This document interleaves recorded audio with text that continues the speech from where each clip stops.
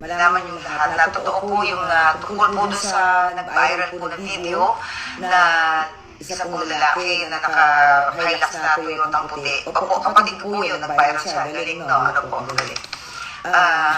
Paalala lang po na ang kasalanan po ni Pedro ay hindi po pwedeng maging kasalanan ni Juan. Totoo naman yun. Maaari po isa kami apelido, pero hindi naman po kami pareho lagi ng pag-iisip at ng mga gawain araw-araw.